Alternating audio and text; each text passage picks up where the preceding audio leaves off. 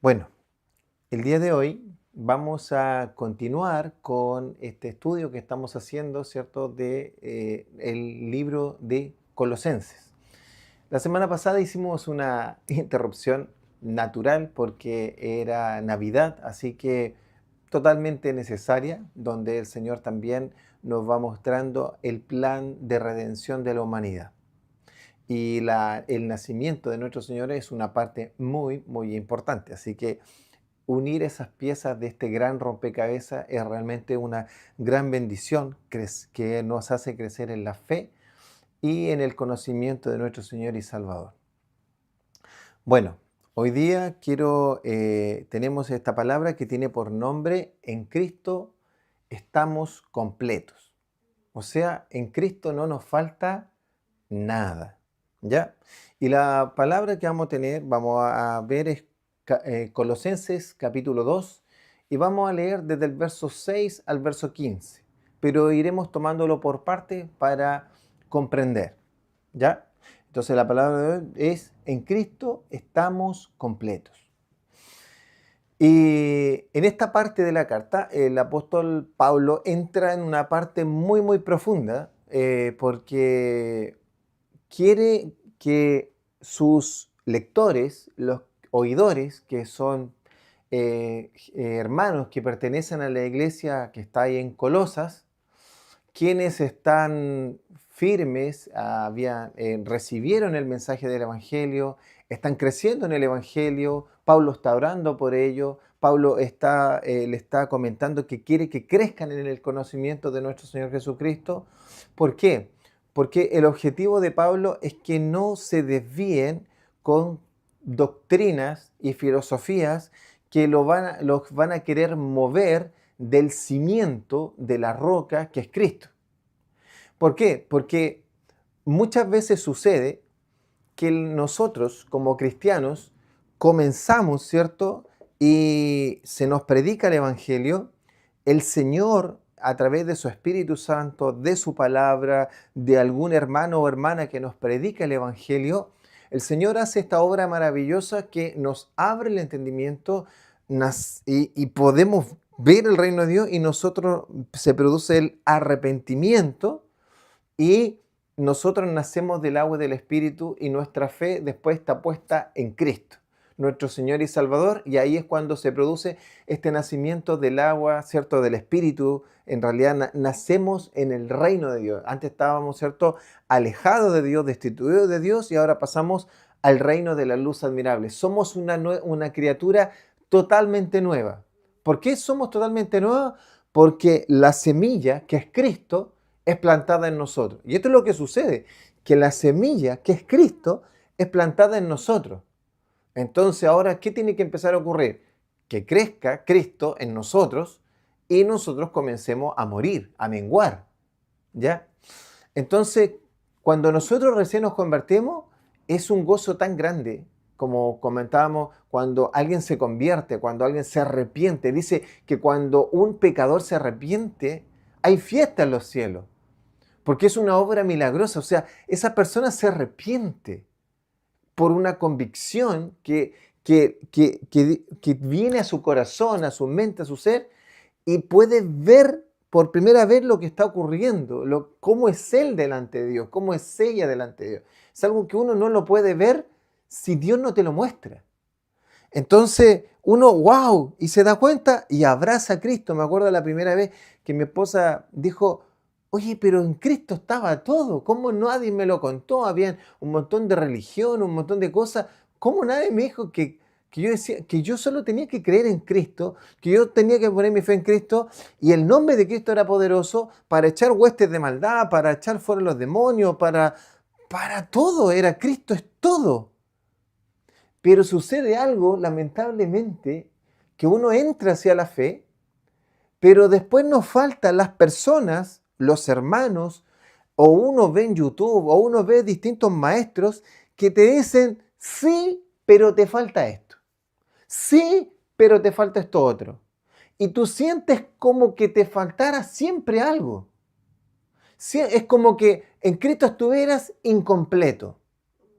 Es como: sí, si tengo a Cristo, tengo la vida eterna, tengo la salvación, pero, estás como con el pero. Como cuando había un dicho en el sur de Chile que decía, le falta la papa para el kilo. O sea, es casi un kilo.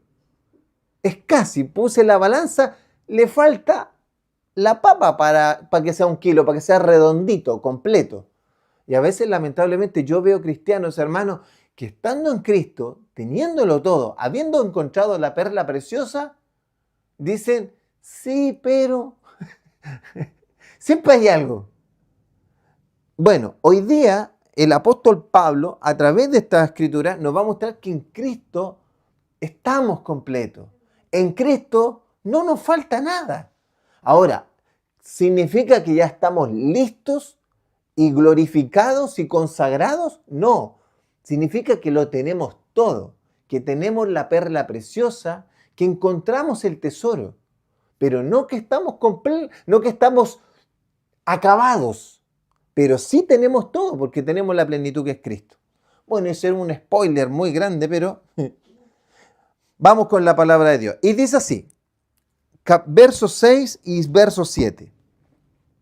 Dice, por tanto, de la manera que habéis recibido al Señor Jesucristo, andad en Él, arraigados y sobreedificados en Él, y confirmados en la fe, así como habéis sido enseñados, abundando en acciones de gracias.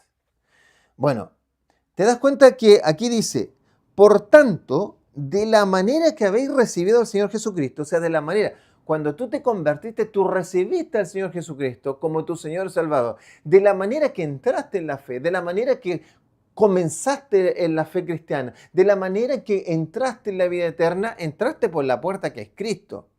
Entraste por la puerta estrecha, angosta, que es Cristo.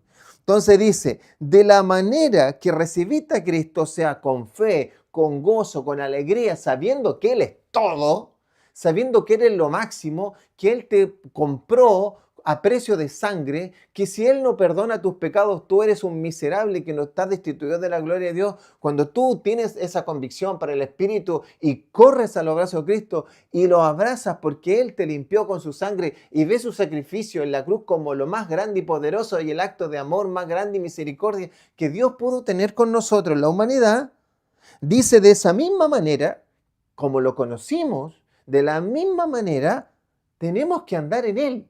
O sea, no es esas personas que lamentablemente dicen, sí, pero estaba en su primer amor. Eso no debería ser para nosotros una conversación buena, que alguien esté perdiendo su primer amor. De hecho, cuando el Señor en Apocalipsis le habla a una iglesia, no le dice como algo bueno que perdió su primer amor. Lo está reconviniendo, le está diciendo, vuélvete a tu primer amor, vuélvete a las primeras acciones. Por eso que aquí Pablo dice, de la manera que comenzaste en Cristo, con ese gozo, alegría, fe, confiando, y que Cristo es todo, de esa misma manera tienes que andar en Él. Toda la vida cristiana hasta el último momento de nuestro aliento. Por eso que la palabra también en el Evangelio dice que angosta es la puerta y angosto el camino. No es solo cruzar una puerta, la puerta es Cristo, pero luego hay que andar por un camino estrecho. De la misma manera que entraste por esa puerta, que la encontraste, de esa misma manera tienes que andar en Él, con fe, sabiendo que en Él está todo. ¿Y cómo andas en Él? Arraigados y sobreedificados en Él. O sea, todo está en Cristo. Nuestro Señor Jesucristo ahí en Juan capítulo 15 dice, separados de mí, nada podéis hacer. Arraigados, cuando habla de arraigados y sobreedificados, está apuntando a los dos ejemplos que una persona común de ese tiempo entenderían, a una construcción y a una parte agrícola, a un árbol. Arraigado es un árbol. Entonces, un árbol sin raíces, de la manera que el árbol está arraigado, tiene que crecer en las raíces, tiene que crecer con raíces fuertes, firmes, pero crece arraigado, no se mueve, no es inestable. No, esas son sus raíces, esas son sus fundamentos. ¿Cuál es su fundamento? Cristo. ¿Cuál es donde tiene que crecer su fundamentación? En la doctrina de Cristo, en la doctrina de los apóstoles. Es por eso que nosotros con tanta insistencia en el ministerio decimos, entren en la escuela de formación básica, donde están los fundamentos de la fe cristiana. Y por eso constantemente estamos hablando de los fundamentos de la fe cristiana, porque Pablo le insiste a una y otra congregación arraigados y sobreedificados. O sea, yo tengo un fundamento, no puedo sobreedificar una construcción si no tengo un buen fundamento. ¿Cuál es el fundamento? Cristo. Lo dice en otras cartas. Cuando habla de una roca, de una casa que está fundada en una roca. ¿Por qué? Porque la roca es el fundamento más estable que puede tener una construcción. Cuando yo que sé de construcción, cuando se construye un puente, una obra donde, por ejemplo, en Valdivia los suelos son inestables, tienes que hacer unas pilas, unos pilotes tan profundos que llegan a tener 30 metros muchas veces hasta llegar a la roca firme. Si no llega a la roca firme, no se puede fundar porque eso va a ser muy inestable. El edificio se va a caer como la Torre de Pisa, va a tener movimiento, en un sismo eso se puede partir entero. Tiene que llegar a una roca firme. Entonces el apóstol Pablo está diciendo, aquí ustedes tienen un fundamento, el fundamento es Cristo. Y de la manera que entraron, ustedes tienen que seguir siendo sobreedificados. ¿Cómo es este fundamento firme? Confirmados en la fe. Confirmados en la fe, o sea, esa fe que tuviste al principio, esa fe tiene que ir creciendo, tiene que ir consolidándose. Por eso dice, así como fuiste enseñado, abundando en acciones de gracia. O sea, es una fe que crece en el discernimiento, en el conocimiento, pero también en la acción, o sea, en el hacer, en la vida cotidiana, en que ahora voy creciendo y se nota mi madurez espiritual. Por eso que Pablo está hablando, oye, ustedes comenzaron de una manera con la fe puesta en Cristo, de esa manera, así avanza un cristiano. El cristiano comienza con fe y tiene que andar en esa fe, crecer en la fe y en el fundamento que es Cristo. No podemos quedarnos, ya me lo sé. No, tenemos que crecer cada vez más porque necesitamos crecer en nuestra fe. Necesitamos crecer. ¿Para qué? Para que abundemos en acción de gracia, para que estemos sobreedificados y arraigados firmemente en Cristo. ¿Por qué? Porque los tiempos son peligrosos, porque las doctrinas que andan afuera andan por doquier para que nos movamos con todo viento de doctrina. Ese león rugiente no necesariamente es que el diablo quiera aparecerse y hacer algo de esa manera. Claro, a veces vienen situaciones muy difíciles, pero también te empieza a sacar de a poco con una doctrina que parece ser verdadera, pero te saca. Que le viene a añadir, es como que te dicen, sí, tú es verdad, eres cristiano, estás en tu primer amor, pero te falta esto. Y ese pero te deja así como, o sea, no estoy completo. Y te destabiliza. Ojo, sigamos. Por eso, ahora dice, entonces Pablo empieza ahora, va a advertir.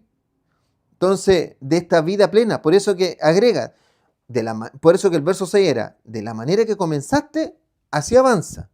Verso 8 va a empezar a dar advertencias de estos sutiles que nos empiezan a decir, pero te falta esto. Dice, mirad que nadie os engañe por medio de filosofías y huecas sutilezas, según las tradiciones de los hombres, conforme a los rudimentos del mundo y no según Cristo. Y esto es profundo, porque está diciendo que nadie los engañe. ¿Cómo te va a engañar el mundo? Con filosofías y huecas sutilezas. ¿Que cómo son? Según las tradiciones de hombres, conforme a los rudimentos del mundo. ¿Qué significa esto? Que las personas te vienen a hablar de cosas que a ti te podrían faltar. Yo a veces con mucho cuidado y trato de ser respetuoso, pero no dejo de estar preocupado en mi corazón cuando hay hermanos que ven en la psicología soluciones más profundas que las que le podría dar el Señor. Mira, tú tienes que entender que en la psicología hay de todo. Pero la psicología fundamentalmente está fundada en el hombre, no está enfocada en Dios, está enfocada en el hombre. O sea, solucionar los problemas emocionales, mentales, psicológicos, me refiero a interiores del hombre. Obviamente que si a esto le ponemos la parte médica de fármaco y otra cosa, entramos a la psiquiatría. Pero si yo me voy a la psicología, tiene que ver con las emociones, con la parte interior del hombre. Entonces hay gente que dice, entonces, y entra en todas las áreas. La crianza de los niños debe ser así. Tu postura esto. Entonces tienes que ser mente positiva. Yo conozco gente que no es cristiana y dice, no, tienes que declarar positivo para recibir eso. Que es una mezcla entre nueva era y psicología. Entonces nosotros no nos damos cuenta que esas son sutilezas que empiezan a distorsionar la fe.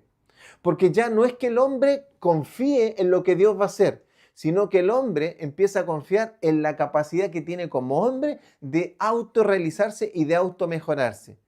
Y empiezo, sin darme cuenta, a quitar que Dios es el que tiene el poder, que Dios es el que tiene el control. Entonces hay gente que por un lado lo lleva a la psicología, otros en áreas así como más de la política, del poder, y piensan que porque sale un candidato o sale otro, esto se va a mejorar y todo va a cambiar. Cuando la humanidad, el problema lo tiene en su interior. O sea, el ser humano, su problema está dentro. ¿En qué? ¿Qué dijo nuestro Señor Jesucristo? ¿De dónde salen las guerras, los pleitos, las enemistades? Del corazón. ¿Por qué no van a detenerse las guerras? Porque mientras el ser humano no sea transformado por Cristo, van a haber guerras. Mientras el ser humano no sea transformado por Cristo, van a haber pleitos, disensiones, problemas de poder. El ser humano va a vivir siglos porque a veces el caos es tan grande y podemos ver con nuestros ojos las matanzas, las destrucciones que el ser humano le choca y en su conciencia dice, no podemos seguir viviendo así, ¿cómo vamos a vivir como animales o peores que los animales? Y entra en una conciencia humana, que obviamente la tenemos, y después, hasta que después todo se estabiliza y empezamos a tener una mejor economía y empieza de nuevo, porque el ser humano, cuando está bien, es cuando se empieza a crear los problemas. Entonces, acá está diciendo que hay cosas que te van a parecer buenas, pero son tradiciones de hombre, que son conforme a los rudimentos del mundo, que son sutilezas. Mira, hermano, es como alguien me dice, pero pastor, no es tan malo. No, si no es malo. Pero tienes que tener cuidado que no contamine el evangelio, que no contamine la verdad de Cristo. De que, ¿entiende? Dios no mandó a su Hijo para que nosotros fuéramos mejores. Mandó a su Hijo para que nosotros muriéramos y Cristo entrara en nosotros y Cristo creciera en nosotros. Porque Dios a nosotros contaminado, Él nos ama, pero no nos quiere tal cual somos. Porque si nos quisiera tal cual somos, entonces nos haría que nos fuéramos hacia el cielo. Pero la obra que está ocurriendo es que Cristo tiene que entrar en nosotros, esa semilla tiene que entrar para que luego Cristo comience a crecer. Y ahí el Padre comienza a gozarse con nosotros, porque el Padre se goza de su Hijo unigénito. Por eso que Cristo, sabiendo que el Padre se goza solo con el Hijo unigénito, nos dijo, cuando pidan algo, miren, pídanlo en mi nombre, porque el Padre a ustedes no los ama, pero ustedes son tan carnales y el Señor, el Padre no tiene nada que ver con el pecado.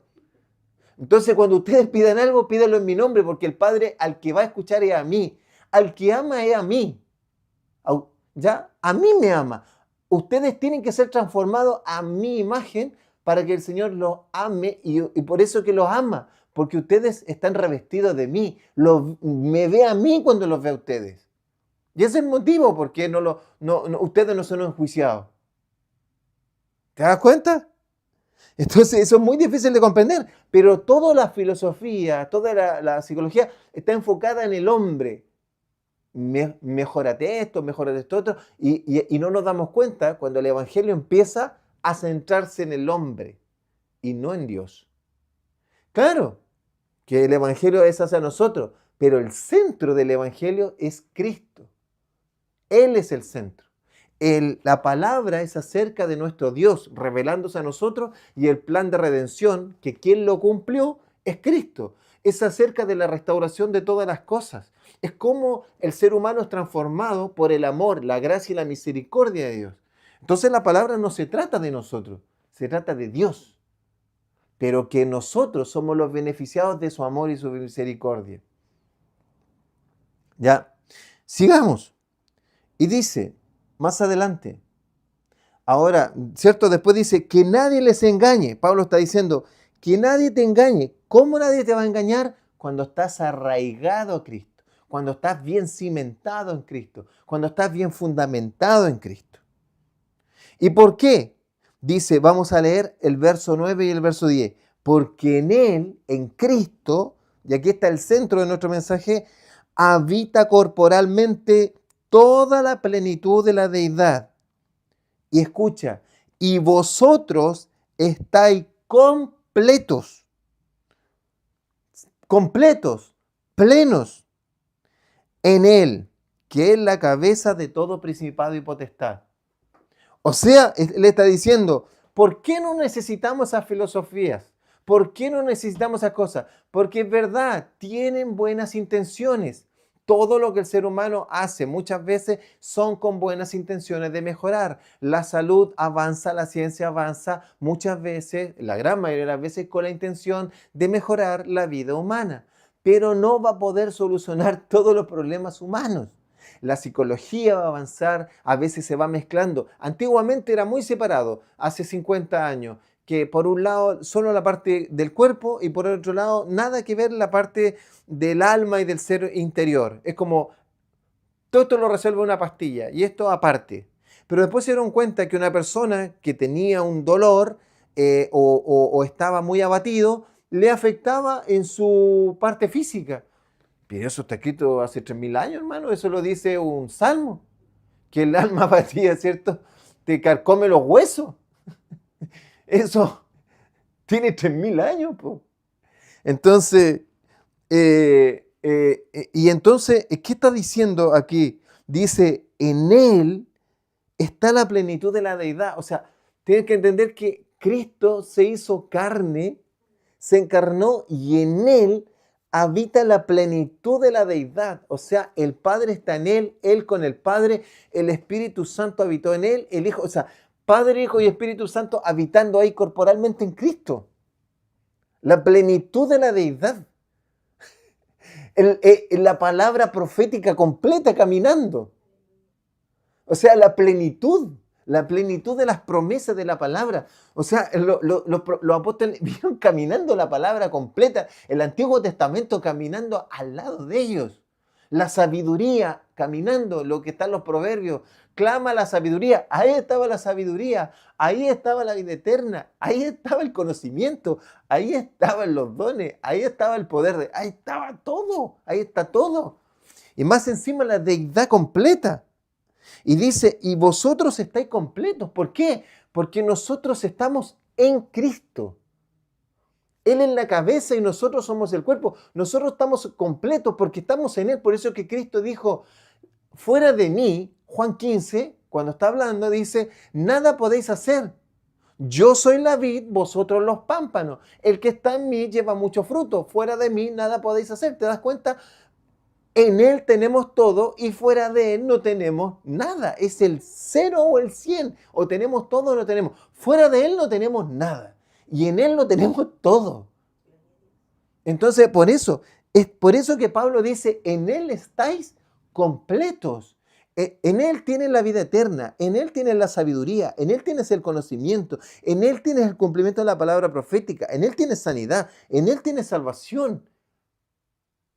En Él tienes esperanza, fe, la vida eterna. Es que me faltan palabras para seguirte hablando. ¿Te das cuenta, mi querido hermano? Y explica al final, Él es la cabeza de todo principado y potestad. Es como diciendo, Él es el que gobierna todo lo que ves y lo que no ves. Todo principado y potestad no solo se refiere en esta parte a las huestes de maldad, se está refiriendo a todo, cielo, tierra, a todo principado y potestad que está en el cielo y en la tierra. Por eso es que nuestro Señor Jesucristo, cuando asciende al cielo, dice, toda potestad me dada en el cielo y en la tierra, vayan y hagan discípulos. Mateo capítulo 28. Toda potestad me dada en el cielo y en la tierra. O sea, yo tengo todo el poder. Obviamente que el 1 Corintios capítulo 15 dice, obviamente que cuando se sujetó todo bajo su voluntad, No se refiere a que el Padre se sujetó bajo la voluntad, sino que todo quedó bajo la voluntad de Cristo. Pero no, eso no quiere decir el Padre, es decir, todos los ángeles, todos los seres creados, todo. A eso se refiere. Y por eso dice, Él es la cabeza de todo principado. O sea, ¿qué más quieres? Tienes el que es la cabeza de todo, el que manda el cielo y la tierra, el que tiene la potestad de todo. Y no es que tú estés con Él. No es que Él solo intercede por ti porque nosotros somos sacerdotes sentados a la diestra del Padre. No es solo nuestro Rey que está gobernando, ¿cierto? No es solo nuestro Rey, profeta y sumo sacerdote, sino que además no es que nosotros estemos con Él, nosotros estamos en Él. Somos su cuerpo, somos su iglesia, somos su esposa, somos en Él. Cuando persiguían a la iglesia, Él dijo, ¿por qué me persiguen a mí? Es poderosísimo, amados. Avancemos. Y dice, verso 11, vamos a leer hasta el 15 ahora. Y dice, en Él también fuiste circuncidados. ¿Por qué aquí va a cambiar? Porque anteriormente Él está hablando a las filosofías. Porque había un tiempo en que en esta parte los griegos, que también influían en la parte judía, los griegos helenistas, donde era todo lo gnóstico y la filosofía, y era una mezcla entre lo que había en los filósofos griegos con la verdad de la palabra. Había una mezcla. Entonces, ¿cómo te falta esto? Te falta la sabiduría, te falta crecer un poco más en la ciencia y en la sabiduría. No te falta. Pero también ahora Pablo va a entrar en la parte de que los judíos van a decir de la tradición judía, te faltan ciertos ritos para ser del pueblo de Dios. Eres casi, porque ¿por qué era tan grave que Pablo dijo, no se van a circuncidar? Porque es como que te dijera, eres casi del pueblo de Dios, pero no eres del pueblo de Dios hasta que no te circuncides. Ese era el problema, porque el símbolo de ser del pueblo de Dios era la circuncisión. Por eso que cuando un gentil quería hacerse del pueblo de Dios, ¿cierto? Algunos no tomaban, ¿cierto? Asistían a las sinagogas, se llamaban los temerosos de Dios, pero otros se sometían totalmente al judaísmo y se tenían que hacer un bautismo para entrar a ser judíos y se llamaban prosélitos y a varios de ellos en algunas sinagogas le exigían circuncidarse para que fueran parte del pueblo de Dios. ¿Ya? Ellos sí tenían que circuncidarse, entonces le exigían, es como diciendo, está bien, pero para que alguien sea del pueblo de Dios, si es que es gentil, tiene que circuncidarse. Pero Pablo, tomando lo que decía el profeta, ¿cierto? Un profeta antiguo, que dijo, sí, pero lo importante es circuncidarse del corazón. Entonces dice el verso 11, en él también fuiste circuncidados. O sea, eres parte del pueblo de Dios. Eso significa con eres circuncidado. Dice, con circuncisión no hecha mano. Al echar de vosotros el cuerpo pecaminoso y carnal en la circuncisión de Cristo. O sea, a ti no te circuncidó un humano. A ti no se te circuncidó la carne. A ti te circuncidó Cristo. Y no te sacó una parte de la carne. Cristo cuando te circuncidó, te quitó toda la maldad, te sacó el pecado, te sacó la carne de ti. Y alguien diría, ¿cuándo? Aquí lo va a explicar en el verso 12. Tú dirías, ¿y cuándo me circuncidó Cristo? Dice, sepultados con Él en el bautismo, en el cual fuisteis también resucitados con Él, mediante la fe en el poder de Dios que le levantó de los muertos. Y por eso agrega en el 13, y a vosotros, estando muertos en pecados, y por eso agrega, y en la incircuncisión de vuestra carne, os dio vidamente juntamente con Él, perdonando vuestros pecados. O sea, el Señor te circuncidó. ¿Por qué? Porque te quitó la carne cuando Él te limpió y te purificó. ¿Cómo tú hiciste ese acto? ¿Cuándo sucedió? Cuando te bautizaste. Cuando te bautizaste, y esto también lo dice Romanos capítulo 6, tú moriste con Cristo y resucitaste con Él. Por eso que en esta época no había ni siquiera un cuestionamiento de cómo iba a ser el bautismo, si por aspersión, porque ellos lo entendían como morir. Por eso que era que quedaras cubierto de agua, como quien está cubierto de tierra. Cuando está sepultado, está abajo en la tierra, por lo tanto está todo cubierto de tierra, o sea, murió, está sepultado. Entonces, cuando alguien se sumerge al agua, queda sepultado. ¿Qué muere ahí? Muere la carne, muere el viejo hombre, muere el viejo Víctor, muere el viejo tú. La vieja naturaleza muere con Cristo. Y luego cuando sales del agua, representa el acto que resucitaste con Cristo. O sea, resucitaste nuevo. Resucitaste un nuevo ser, una nueva criatura. Por eso que el bautismo es una señal, es un sello de algo que ya ocurrió en el corazón cuando recibiste a Jesús como tu Señor y Salvador. Por eso que cuando Felipe, ahí en Hechos capítulo, creo que es 8, va con el etíope, no me acuerdo si el 6 o 8, porque ahí son pares, no lo recuerdo muy bien. Va, ¿cierto?, en el carruaje y el etíope, él le va predicando el evangelio y el etíope le dice que detengan el carruaje, que hay agua, que impide que se bautice. Y Felipe le dice, si crees, bien puedes. O sea, está mostrando el acto de lo que ya ocurrió en su corazón. El etíope ya creyó, el etíope se le predicó el evangelio desde el libro de Isaías. Posteriormente, el etíope creyó, entonces ahora le dice, ¿qué impide que me bautice? Y por eso Felipe le dice, si crees, bien puedes. O sea, vamos a ver físicamente una señal de lo que ya ocurrió en tu corazón de manera invisible, pero esto es un sello. Viene a sellar, ahí, a sellar lo que ya ocurrió en tu corazón. Y esto solo lo hacen los discípulos de Cristo, los cristianos. Y es glorioso. Y dice, y aquí está explicando, ¿y qué sucedió en ese momento? Moriste con Cristo, resucitaste con Él. Murió la carne y resucitaste con Cristo ya en una nueva criatura. Ahora, ¿cuál es la diferencia? No es que no peques más, sino que no eres esclavo del pecado. Ahora vas a luchar con el pecado y por eso que el Espíritu Santo no te deja huérfano y es por eso que tienes que crecer en la palabra y estar en comunión con los hermanos porque tendrás una lucha contra la carne, contra el mundo y contra el diablo. ¿Ya? Pero no estás solo. Tenemos el Espíritu Santo, la iglesia y su palabra. Y esto es tremendo. Entonces, por eso dice, ¿y qué ocurrió eso? Esa fue tu circuncisión. Esa es tu circuncisión. Entonces, que nadie te diga que tú no estás circuncidado.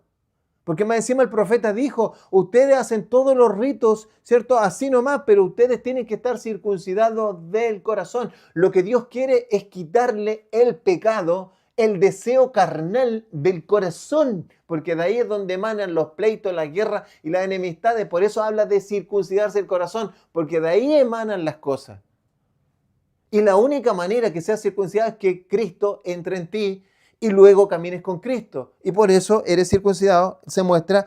Por eso que nosotros no nos circuncidamos y nos bautizamos. Para mostrar que morimos con Cristo, resucitamos con Él y estamos circuncidados. Y significa que somos parte del pueblo de Dios. Glorioso. Ahora sigamos para cerrar esta poderosa palabra. ¿Ya? Versos. Y dice al final, dice, y nos dio vidamente juntamente con Él, perdonando nuestros pecados. ¿Te das cuenta? Esto ya lo aclaramos. Versos 14 y 15. Aquí ocurre algo tremendo, aparte de lo que ocurre ahí, de lo que vimos, que eres circuncidado, de que el Señor te perdonó todos pecados, que moriste con Cristo y resucitaste con Él. Todo esto, acuérdate, para que de la manera que comenzamos el Evangelio, andemos en él, que entramos por la puerta estrecha, pero seguimos caminando por el camino angosto que lleva a la vida eterna. Amén. Entonces dice verso 14, ¿qué sucedió en ese momento? Cuando nos perdonó Cristo todos los pecados. Anuló, porque Él se entregó en la cruz para limpiarnos, dice, anulando el acta de decreto que había contra nosotros, que nos era contraria, quitándola del medio y clavándola en la cruz. Y agrega, y despojando a los principados y a las potestades, los exhibió públicamente, triunfando sobre ellos en la cruz. O sea, dice, ¿cómo no vas a estar completo, amados hermanos? ¿Cómo alguien te puede decir, y pues más adelante lo va a agregar, cómo alguien te va a decir que no estás completo? Si no estás con Dios, estás en Dios, se te fue perdonado, ya estás circuncidado. En Él está la plenitud del conocimiento, de la sabiduría, de todas las cosas. No busques filosofías huecas, no necesitas lo que la cultura y este mundo te dice, porque ellos se van amoldando lo que van creciendo. Es mejor que el cimiento y la fe y los fundamentos estés bien arraigados en la fe en Cristo para que eso influya. O sea, vivimos en este mundo, sí, yo trabajo, voy a esto, hago esto otro, voy al supermercado, pago la luz, pago el agua, hago muchas cosas, pero no me amoldo a este mundo porque debo estar arraigado a Cristo y sobreedificado en Él. Y debo comprender que en Él estoy completo y que en Él fueron perdonados todos mis pecados. No es que solamente tengo toda la sabiduría, sino que estoy limpio delante de Dios. O sea, yo estoy perdonado de todos mis pecados. ¿Por qué? Porque Cristo anuló un acta de decreto. Había un acta en el mundo espiritual, y esto lo hace Pablo para que lo puedan comprender. En ese tiempo escribían en un pergamino y tenían que escribir, ¿cierto?, con tinta. Pero en ese tiempo la tinta a veces no quedaba totalmente pegada porque era todo natural. Entonces, si alguien con un trapo quería usar un pergamino usado, lo podía borrar. Lo podía borrar. Lo borraba. Entonces dice anulando, que en otra traducción dice borrando. O sea, si alguien abre ese pergamino, está escrito todos nuestros pecados. Todo. Por eso que en Apocalipsis dice que se abrirán los libros, ¿cierto? Que se abre el libro de la vida, donde los que están escritos en el libro de la vida, el Señor, ¿cierto?, lo hace pasar a su presencia. Pero también dice que se abren otros libros donde está escrito todo lo que han hecho cada uno de los seres humanos. A eso se refiere con esa acta de decreto donde está escrito todos los pecados que cometemos y pensamos, hacemos, tuvimos la intención. Todo eso está escrito. Eso el Señor lo toma y lo borra. ¿Cómo? Y alguien diría, pero agarró una goma y la borró. No, fue a la cruz y su sangre derramada corrió por eso y lo limpió totalmente. Entonces, esa acta de decreto que el enemigo tenía en contra de nosotros para decirle a Dios que si peca contra ti todos los días, miente, es un idólatra, es un esto, lo otro, y para ir delante de Dios, para acusarnos, porque Él es el acusador, nuestro Señor Jesucristo limpió, borró todo eso con su sangre. Lo que fue clavado fue, dice, ¿cómo la quitó? Y clavándole en la cruz. La quitó porque lo que fue clavado fue un cuerpo. En ese tiempo también, cuando yo quería decretar algo así como cuando se clavaron también en el año 1517 las 95 tesis de Martín Lutero, él las clavó en la puerta de la capilla de Westminster. Entonces, como las clavó para que todos la vieran, como un diario mural. Entonces, muchas cosas se clavaban. Entonces dice, y la clavó para que el mundo viera, en el mundo espiritual y en la parte universal, que ya no tenemos ningún acta de decreto. No tenemos ningún acta de decreto en contra. ¿Y qué es lo que hizo?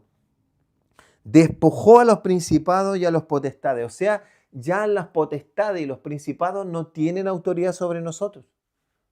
Y esto es muy importante porque a veces yo veo a hermanos o hacemos guerra espiritual como si todavía ellos tuvieran autoridad. Ellos pueden oprimirnos, sí, pero ellos no pueden poseernos. Ellos pueden hacer situaciones, tomar personas, cambiar esto. Y es verdad, hay personas que son usadas. Ellos nos oprimen desde afuera, potestades. Pero nosotros tenemos que entender y comprender la guerra espiritual y el mundo espiritual sabiendo que ellos no nos van a poseer, no nos van a atacar desde adentro. Lo que responde desde adentro, y es por eso que tenemos que luchar contra nuestra carne, es nuestra naturaleza pecaminosa que responde a los deseos carnales, a las cosas externas. Y esa es la que tenemos que sujetar, porque esa responde a eso. Entonces, y por eso tiene que estar ahí, muerta.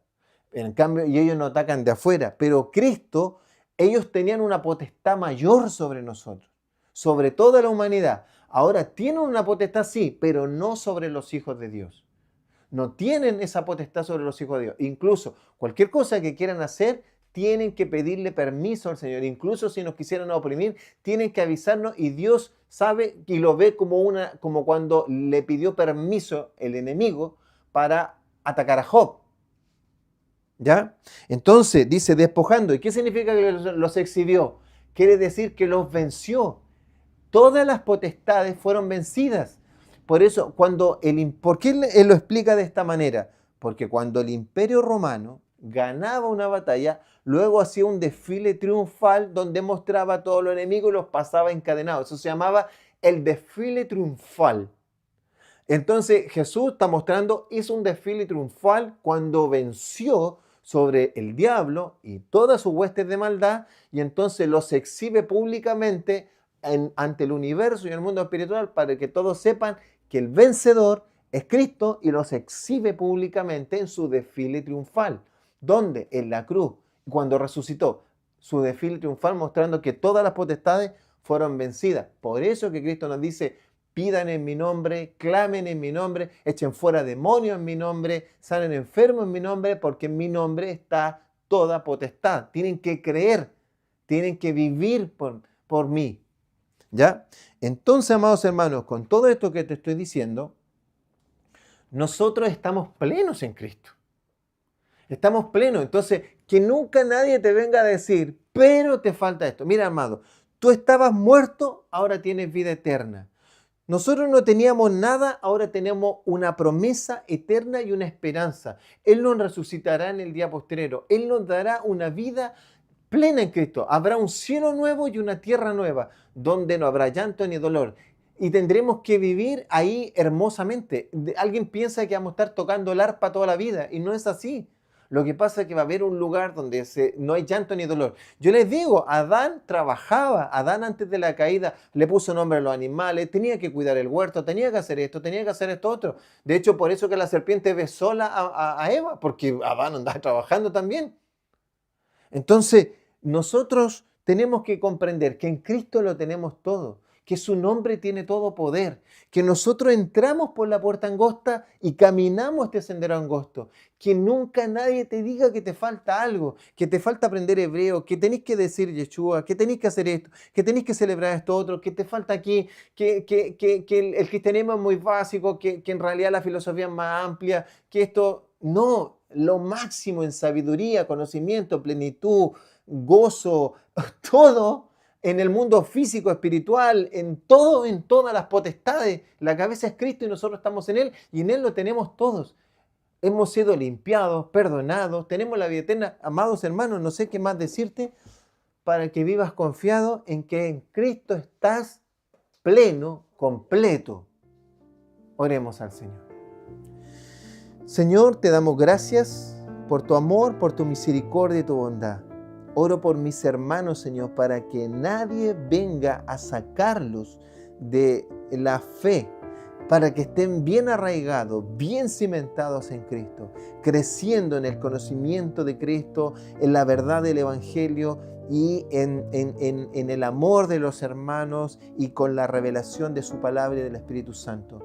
Señor, reprendemos, Señor, todo espíritu demoníaco que quiera traerles confusión, que quiera traerles duda o que algo les falta. Señor, en Cristo estamos plenos, y gracias, Señor, por tan grande amor, y porque, Señor, es algo sobrenatural que no logramos comprender, que tú estás en nosotros, nosotros en ti, y es una relación eterna y para siempre.